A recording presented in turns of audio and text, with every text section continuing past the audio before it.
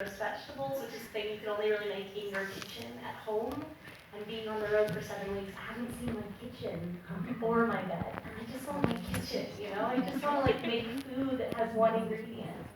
That's all I want. And the bed. And the bed. Yeah. I'm so excited. But in the meantime, very excited to be here. And we are very excited that you are here. You said you were on tour for 7 weeks. You came from the US, Yes. but you are here. You have been here. I've been 3 here days for now. a few days, yeah. Yeah. And you have been to Netherlands before. I went for the first time for New Year's this year. I came to Amsterdam for about a week to work on a book.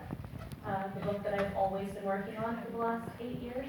And so, yeah, it was wonderful. I instantly fell in love. So With Amsterdam. yeah. Ah. So this is my first time to Utrecht today. So I'm very excited. Yeah. And maybe you will have some time a little bit A little to bit. fall in love with it. Yes. Okay. We just met each other and you said there's a difference between being an author and being writing. Yeah. Yeah. And you've been visiting your audiences a lot, but you haven't been writing that much. So. No, it's hard. I mean, I love travel. I've been to 16 countries this year. Like, I love meeting readers. It's an incredible privilege, one that I only dreamed of when I first started writing. But the trade-off there is you can either really be promoting what you've already written, or you can be writing new things. It's very hard to write on the road. I can chip away at it, but I can't make a huge amount of meaningful work. So I'm excited to go back and take off the years and just be me. These mark like my author time. They're a reminder when I travel that my readership and my community is with me and supporting me at all times, but they also mean that I'm an author. And then when I take them off, and I wear pajama pants, and I don't brush my hair, then that means I get to be a writer. And that's the part of me that gets to make. Author is the part of me that gets to promote.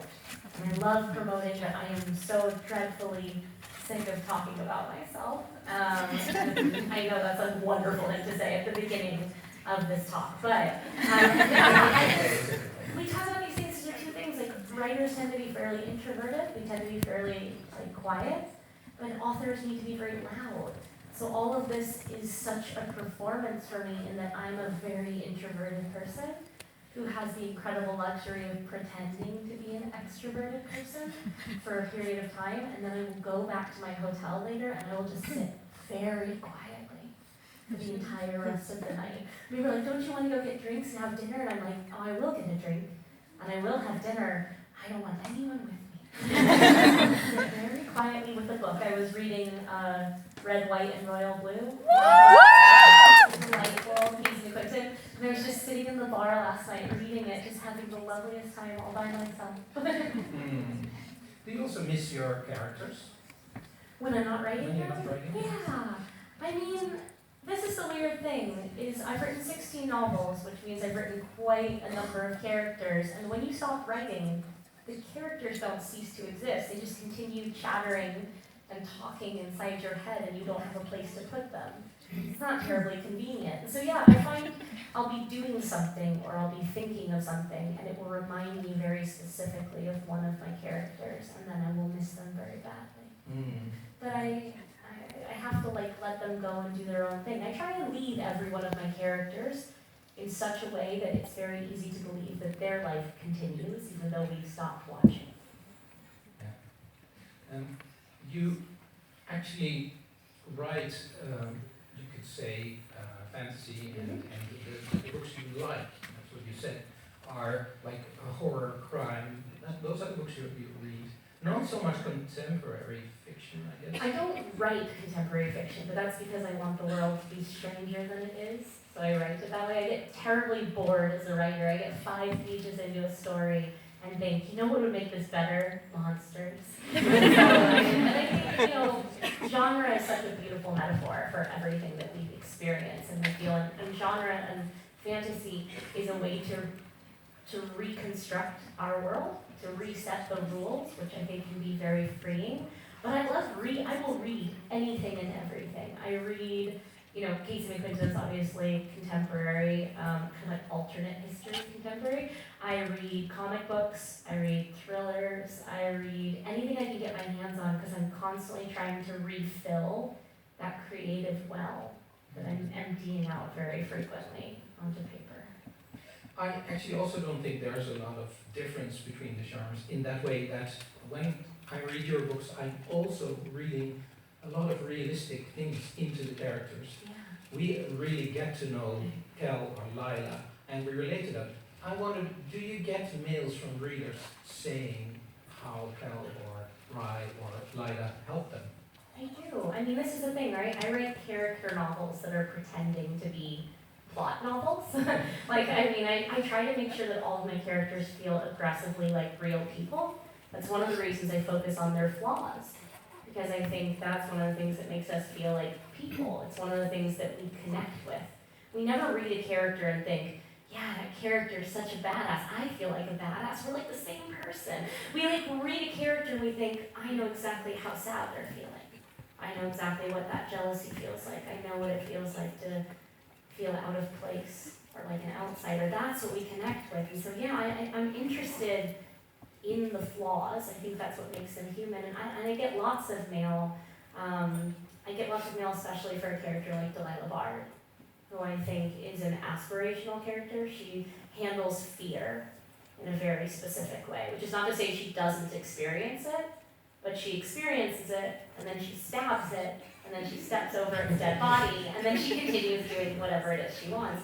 I similarly, the two characters I get the most love for in the Shades of Magic series are Rai and Lila. Not so much Kel then. Well, Kel is all of us, right? Kel is intensely neurotic, very sensitive. He has privileges, but also feels like he doesn't belong. Like, Kel is my Hufflepuff, and Lila's my Slytherin, and we tend to see ourselves more in the Hufflepuffs, but want to be the Slytherins. And so, I mean, I get a lot of love for Kel, but the people who need to see themselves in a position of power see that through Lila. And I think you once said, because often they ask writers what part of yourself is in the characters, and you often say, she's my inspiration. She's my ambition. Ambition. She's like, well, this is the thing. I don't have an avatar in the books. I don't have one character that I put myself in. It's like I break myself into a mirror, right? So I have all of these mirror shards, and I put one in each person. So Kel is my fear of not belonging.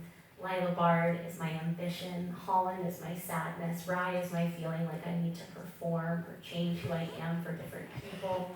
So I put that across all of them. And so then I grow whole new characters that bear no resemblance to me, but when I look at them, I can still find that little shard at their center that I can see my reflection in. And the beauty, I think, of your books, and especially if there is a series, is that they seem to somehow contaminate each other. They take over parts of each other's personality. I love that word, contaminate. I think all my heroes are in the process of becoming villains, and all of my villains are in the process of becoming heroes. And part of that is, yes, they bleed together. They begin to influence each other. But it's not even that they begin to influence each other, it's that my goal, yes, of course, characters change characters, but my goal is to make the reader make an assumption about the character, decide on a verdict about the character, and then spend the series changing your mind. It's like my goal is for you to think, like in the Vicious and Vengeful books, my goal in Vicious is for you to hate Eli. He's the villain, he's a terrible person. But the reason that you're able to hate him is because you don't know very much about him. And of course, the more you learn about a person, the harder it is to make these simple judgments. And so as I was writing Vengeful, I said to readers online again and again and again, I'm gonna make you care about Eli. And every day, you can go, the receipts are online, go to Twitter, like you can find it, and every day people would say, you are never gonna make me care about Eli, he's a terrible person and he can burn in hell. That's what people said. And then I said, give me one chapter in Vengeful, and I can make you care about Eli. And I knew this, not because I'm a raging narcissist who has a high idea of themselves, but because I knew that the reason that people could have such a hard approach to Eli was because I hadn't given you any of his past. All you had to work with was the information I had given you. Holland is the exact same. The more we learn about a person, the harder it is to judge them, So my goal is to tell you very little about a person so that it's very easy for you to make a judgment. And then over the course of the series, I'm going to make you regret your judgments. And I'm going to make you feel really uncertain in where people stand, because the truth is they all stand together in the gray zone. There are no heroes and there are no villains. They are all self-interested. They are all self-sacrificing. They all exist together in the gray space that we exist in, which is to say they are all human. And that's what excites me. But about the writing process, you wrote writing is a rewinding process. That's such a nice way of saying. So you know the ending, you start from there. But how can you contain yourself while writing in not giving all the information away? Because I'm mean. Because I get to know, like, it's the same reason that writing horror is fun if you're scared of horror as a viewer or as a reader, because you hold all the cards. You know when something's going to jump out and scare you. You know what's coming. The excitement for me is in executing a plan and then watching other people follow it. So for me, I start with the end because I want to know where all of the characters end up. So when I started writing A Darker Shade of Magic, I knew the ending to A Darker Shade of Magic, and I knew the ending to Conjuring of Light. So I knew who a character like Lila Bard was on the very last page. And then I rewound her until I figured out where I wanted her to start on the first page that she's introduced. So I have these long cons across all of them. But for me, that's the excitement. The excitement is watching two friends read the Shades of Magic series. One is reading A Darker Shade of Magic, and the one is reading Conjuring of Light. And the one reading Darker Shade of Magic goes, I hate Holland so much, I hope they kill him, he is the worst. And the friend reading Conjuring of Light is like, do not talk that way about my baby. And that's what I want. I want two people to read a series together and get to watch. It's the same thing I used to watch readers read Vicious. And everyone that read Vicious would have a moral crisis where they would start reading Vicious and be like, everyone in this book is terrible. And then about 25% into Vicious, they'd be like, okay, everyone in this book is terrible, but I definitely like Victor more than Eli, but I think they're both terrible. And then half of the way through the book, they'd be like, okay, yeah, Victor does bad things, but I think I don't hate him the way that I hate Eli. I think I might actually kind of like Victor. And then by the end of the book, people are like team Victor, they want to protect him, they just want him to have his weird little family with Mitch and Sydney, and I get to watch it. And they have a moral and existential crisis over the fact that they have gone through this. That is my joy, is knowing that I'm going to lead you through a crisis. That's what I want. I want you to never feel certain of anything, and least of all of your own feelings. That's my excitement. You want to be our puppeteer. Exactly. Wow. Tiny God. So it's all about power, actually. Okay, this is how we know it's all about power. Because I was not a reader when I was a kid. I did not grow up in bookstores. I did not grow up in libraries. I was a massive athlete. I was not a reader. And then when I was 11, a family friend called my mother and said, there's a lady here signing a book. And there's not really a big line. Do you want me to get a signed copy for Victoria? And my mom was like, she's not a big reader, but who knows? Maybe having a signed copy means she will see that the author is a real person. Maybe she will get interested. So my mother said, sure, go ahead, buy a book, have it signed, have it sent to Victoria. What arrived for me in the mail the next week was a signed copy of Harry Potter and the Sorcerer's Stone. No way. So here's where you know my feelings. No way. So Harry Potter and the Sorcerer's Stone is the first book that ever made me forget that I was reading. It's the first book that made the paper disappear, made me forget who I was, where I was, when I was. And this is how you know I'm a Slytherin. Because my first thought, upon having this transportative experience, is this is power. This is the definition of power. To write words that make somebody else forget who they are. So yes, I do it all for power. I do it all to make you forget who you are. I do it all in the hopes of those messages that say, you made me miss my train stop. You made me late for work. You made me not get enough sleep last night. That's why I do it. Yeah. That's joy for me. Is being like, yes, please give me that power over you. My mom had a prophecy read over me before I was born, which is the statement that I wonder if that will translate properly. And she had a prophecy read over me, and the prophecy said that I would either become a writer or a cult leader. A writer or a cult leader. Because both, if you think about it, use words for power. So yeah, I've just been fulfilling this prophecy my whole life. And now you're saying you're not a cult leader. Not yet.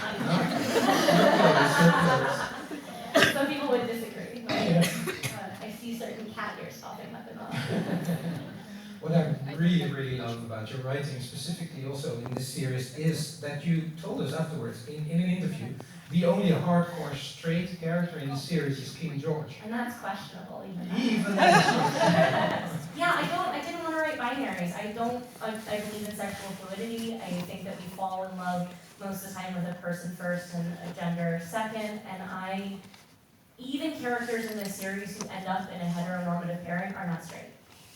Lila would easily have gone off with Jasta if Jasta hadn't tried to kill her. Kel, in an alternate world, and I'm sure there are AU fictions about it, would absolutely have ended up with Alucard.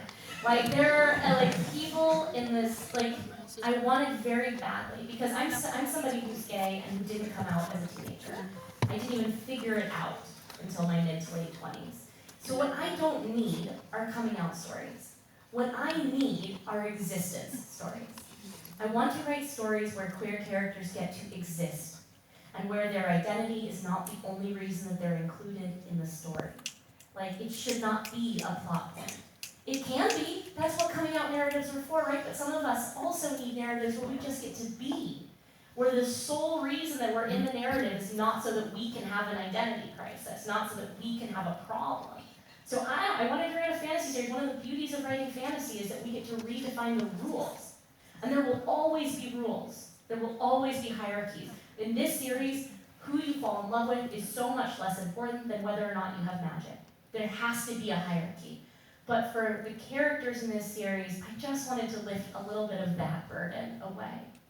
Because for me, that's a wish fulfillment, is to live in a world where the people that we fall in love with, that's the least important thing about us. So yeah, I feel like nobody in this series is canonically straight, except maybe the king, but maybe. What about the magic part? Do you think the leaders of our world now, like the real leaders, could they use some magic, or are you happy that they can't? Well, I mean, they'd be in white London, absolutely. They'd be in a London that abuses power and that, tries to use it to put other people down. I'm very glad that they don't have power in the way that people have power in this book. I think the world would be even worse. But that's what the series is about our relationship to power. I mean, I wanted to write about multiple worlds, and instead of writing about multiple places, I wanted to write about multiple philosophies, multiple relationships to power. We have a world in which magic has been forgotten, a world in which magic thrives, a world in which magic is abused, and a world in which magic won. And I absolutely think White London, this world in which magic is abused and has been abused for so long, is definitely the most mirror experience to our world. Just as with anything, it's just taken to an extreme. So I'm very, very glad that, as terrible as everything is right now, that those people in positions of power do not also have access to elemental magic, or to the people who have access to that kind of magic. Because that's really the whole thing about Kel's struggle. Kel is a powerful person constantly in danger of being misused. Yeah. One fun thing, I guess, it must have been, I hope it was fun, for you to create the language. Oh yeah. I think you did it together with your editor, right? So my editor is a complete language nerd, and so yes, we helped each other. My background is in poetry, and so I come poetry. Yeah. So I come at everything from syllables and rhythm and cadence, and that's how we constructed the language. So we built a grammatical foundation for each of the languages, and then I built almost like a glottal foundation. I wanted to know whether they were sibilant and smooth languages, whether they were harsh languages that had lots of stops, more like a brogue. I live in Scotland, like the Scottish brogue has lots of harsh, kind of more guttural sounds. So I built it on a rhythm. I built the vocabulary on rhythm, but I built each language on grammar, so that what I did is I made myself a framework, and then I could add vocabulary and build sentences and know that even if you weren't paying a lot of attention, you would start to get the rhythm of sentences. But I didn't build an entire language. I build the language as I need it. I add to the vocabulary as I need it. I never want the words in the series, the magical words aside, to feel mandatory. It's seasoning, it's spice. It should be an additive experience. I'm very resistant to anything which makes that extra demand of the reader. Like, if you are a true fan, you will memorize this language. No, just enjoy yourself. Like, I'm very against the mechanisms which have been used classically to make fantasy feel very exclusive. Things which said you have to prove that you belong, you have to prove that you care about this enough. So I wanted it to feel like it only added to your experience, like it would never demand anything of you in return. But still, I could see the temptation as a writer to make an Arnesian dictionary, for instance. Oh, I mean, there is one in the back of the collector's editions, have a dictionary in the back, and I'm a very neurotic person, so you would have thought that I built this glossary along the way, and I absolutely did not build it along the way, and then like we had to start assembling the glossary maybe towards the end of book 2, and I realized that I had used a few words twice, and that they meant different things, and I defend this because in any language, we have homonyms, we have words that sound the same and mean different things, so I just was making a realistic language. When really what it is like I did not build my Bible along the way. Now I do. Now I have learned my lesson, and so for the next 3 books I am building my Bible as I go. So cool. Yeah. I'm really sure there are lots of questions from the audience. Who wants to start? Thank you. Okay, there in the back, maybe. Whatever. Yeah. Hi. So you've been talking on Twitter a lot about having doubt when you write. How do you still write that what you want to write, and not think about what other people want you to write? Okay, this is interesting because this is really 2 questions. Because one is about doubt, and one is about writing true to yourself. Doubt is ever present. I, 7, 8 years ago, asked Neil Gaiman on Twitter, do you still experience doubt? I mean, you have this guaranteed success. No matter what you do, millions will flock to it. Do you experience doubt? And he said back to me, every blank page. Doubt doesn't go away. In fact, I find, and I have talked about this a lot online, my doubt goes up because I always want to get better. And I have this fear, my greatest fear in the world, a fear I really need to let go of, is the words, the last book was better. I have such a fear about this. I don't want everyone to love my books equally, and yet I'm terrified of this idea. So for me, I have to use doubt as something that pushes me forward. That fear, even though it's unpleasant for me, is what constantly makes me stretch, what keeps me from ever becoming complacent. I haven't obviously figured out the most healthy relationship with doubt. It's kind of a fight every single day. But the thing I have figured out a healthy relationship toward is writing true to myself. And I have it because of empirical data. I have it because I have experience. And the fact is, 4 books into my career was almost dead. I was miserable. I had a terrible relationship with my first publisher. It was very emotionally abusive. And I was sad, and I didn't love writing anymore. And I had done what many, many young writers try to do. They try to write something they think people will read. And people have read those books since, The Near Witch and The Archived and The Unbound, but there was a part of me in writing those books that was trying to write them for an audience. And then because I was about to quit writing at the ripe old age of 24, I decided to write one more book. And instead of writing for an audience, I decided to write something just for myself. I wrote exactly what I wanted to read. And what I wanted to read was a very, very weird book about villains. And so I wrote Vicious. And Vicious would go on to restart my entire career. And from that moment on, I decided I have no control over whether books sell. I have no control over how popular they are. I will never get to control which of my books people buy the most copies of. But what I will be able to control from here on out is that I write for a version of myself, that my spotlight on my audience is an audience of 1. And there's a paradox, because you think, but if I write more specific, if I write to a specific audience, fewer people will like it. But that's the paradox. The more specific you are, the more universal the appeal. So I have empirical proof now that I can talk myself through whenever I start to think, am I writing something that just like has no place in this market? The answer is maybe, but I have an incredible blessing of having worked to build this beautiful readership for almost a decade, and the readership will take chances with me. But know whether you have no readership or whether you have a grand readership, you have to write first and foremost for an audience of one, and that audience has to be you. And I think even if you do this, then we as readers, you grant us a part of yourself. I think Far more than when you made up some story that you Yeah. thought was going it's to work. communal. There's trust in it. I don't think everyone will like my books equally, but hopefully I want you to see what goes into them so that you can respect that I tried, even if a book wasn't for you, and try again when I have a new book. I have a next book coming out next fall. I cannot guarantee all of you will like it. It's called The Invisible Life of Addie LaRue. I'm proud of it. I'm proud of all my books. But I can't ever try to write the same book twice. I don't want to. And that means that somebody says to me, I liked this book a lot, but Vicious was my book, or A Darker Shade of Magic was my book, or The Archive was my book, or The Near Witch was my book. I want that. People are apologetic when they like one of my books more. But that's wonderful, because I never write for the same person twice, even when I'm writing for myself. I write for 9-year-old me, or 17-year-old me, or 28-year-old me. I don't ever want to touch the exact same audience. So yeah, you just learn through empirical, or just listen to me. Believe me when I say that if you write for yourself, at least you will never be disappointed. Another question.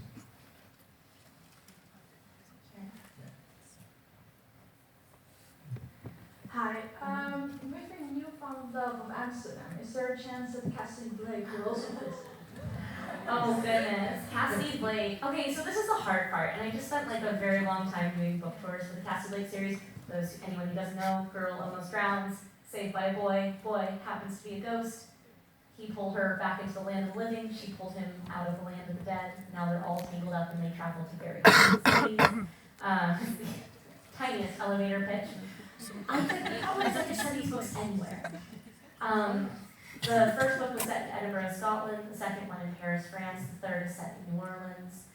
I have an embarrassment of riches of choice, but I can't do an infinite number of books, and I want to make sure that I cover very different places. And so what I would say is, I want to write a book in Amsterdam. I feel like I'm not sure it will be a Cassie Blake book, or maybe I don't need to write a book here, maybe I just need this place to serve my soul a little bit. But that means that I want somebody else to write books set in Amsterdam because they don't need to come for me. This is not my home, you know? I will never know this place as well as you do. I can gather beautiful stories, and I gather ghost stories everywhere I go. Those are my favorite thing to find out. But yeah, I would be so lucky, but the Cassie Blake series would have to be 45 books long for me to write about all the various places that I want to go. Because the thing is, ghost stories are everywhere. If a place has history, it has ghosts. So it was not a promise, I think. No promise, sorry. Next.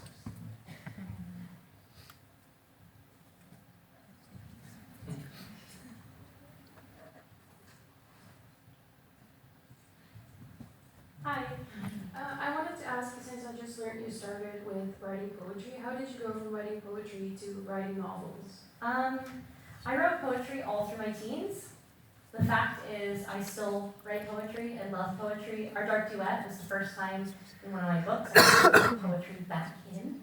There's a perspective in Our Dark Duet that is told entirely in free verse, which I really love getting to put it back in. No, to be honest, it was a combination of things. I wanted to tell stories, and I was terrified of writing books. I started poetry. I love poetry. I still put poetry in my prose. I tried to go from there to short fiction to nonfiction, nonfiction to microfiction to screenplays, and I realized I was dancing around novels, not because I didn't want to write them, but because I was terrified of failing. I was absolutely terrified of starting something and being unable to. But I have quite an adversarial relationship when it comes to fear. I jumped out of an airplane because I had a fear of heights. chopped all my hair off. Mhm. Wow.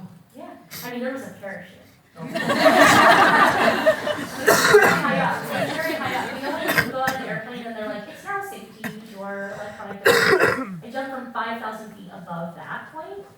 So it was like almost 2 minutes of free fall before we had a parachute. Exhilarating. The point is, that's not the point. Part of it is that I love poetry, but I wanted to have a career. It's very, very hard to have a career in poetry. So instead, being a Slytherin, like 17, 18-year-old me said, can I just take everything that I love and everything that I've learned about poetry and find a way to mold my prose to it? And so if you look, especially at my earliest books, especially at a book like The Near Witch, it's all about cadence. It's all in poetic meter. It's all about understanding the rhythm of wind. It's something that I play with still in all of my books. You can take everything that you learn in poetry and apply it to voice when you're writing characters, whether you're writing in third person or first person. Everything that you learn and everything that you love can be molded to different mediums. Poetry does not have to be bound up in a poem. So I love poetry and I still write it for myself, but when I write it for others, I mold it into fiction. But I still am very, very specific in everything from syllabolic rhythm to cadence of sentences in all of my work. Somebody gave a challenge to me the other day during an interview where they said, can you tell whether you wrote these tweets? They gave me a, did you or did you not? And they tested me with tweets. And I had to guess whether I had written them or not. Now, I have written a lot of tweets. I fully admit this. But I can tell every single one because I think in a very specific cadence, in a rhythm. It still permeates everything that I do. So yeah, I guess that's to say I'm Slytherin enough to make the transition because I wanted to have a career that was profitable, and I love telling stories, and I like the fluidity, like the flexibility of form. But also, I've never stopped writing poetry.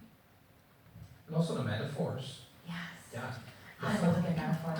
I think I've kept my metaphors to like 2 this entire talk, and normally I've busted out like 7 metaphors by now. So many metaphors. Another question. Yeah, in the back, maybe. Yeah.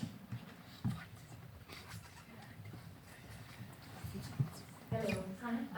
As an introvert with a very extrovert part of your job, what do you do to recharge and refill your well, like you earlier mentioned?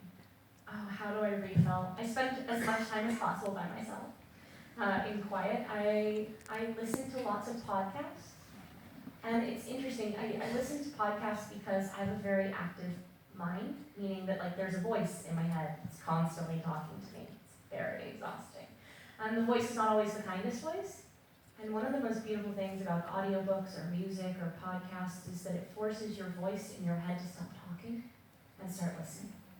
And sometimes I find if I can put on a podcast, or if I can put on a song, or if I can put on an audiobook, it will just make that exhausting voice in my head just shut up for a minute.